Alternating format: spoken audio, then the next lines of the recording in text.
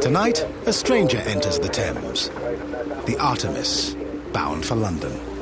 Like every vessel new to the river, she's required to take on a pilot. Evening, VTS, the Artemis, we're just ready to leave Woolwich Arsenal Pier now, inbound for Tower Bridge. Unlike airplane pilots, ship pilots don't steer the vessel. Instead, they guide the captain through treacherous waters. Just come a little bit more. The hardest thing is working with the current and understanding the way the river flows over the shallow water and under the bridges. Richard Dockett is a pilot with the Port of London Authority. He has one of the best sets of eyes on a river in constant flux. Twice daily, as the tide floods and ebbs, the Thames rises and falls the height of a two-storey house. There's very little rock on the base of the Thames, most of it's mud, and on the corners where the tide flows around the corner, on the opposite side you tend to get a mud bank that builds up and moves into the river. This alters the flow of the river, so as you're going round a corner, the tide will push you one way or the other, which you have to compensate for as you're steering along.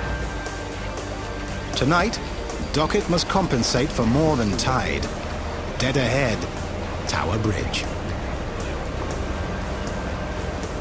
His task, guide the captain through a gap no wider than a football pitch.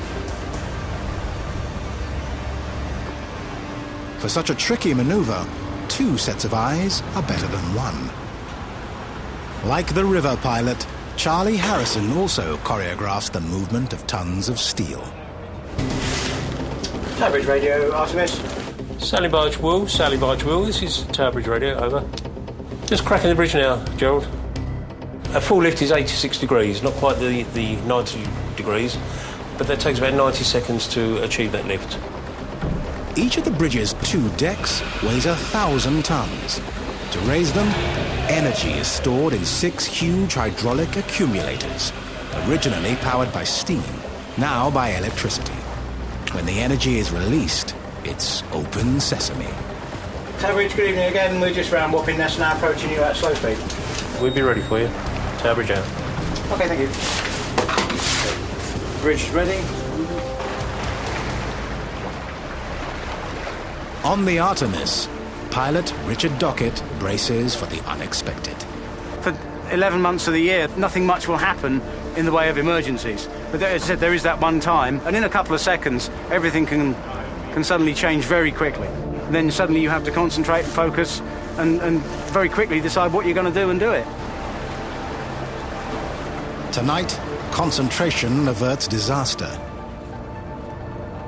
And the Artemis threads the eye of the needle. Stand by, bridge crew, about to open road gates. Traffic is reminded to wait for a green signal before moving. The experts make it look easy, but experts are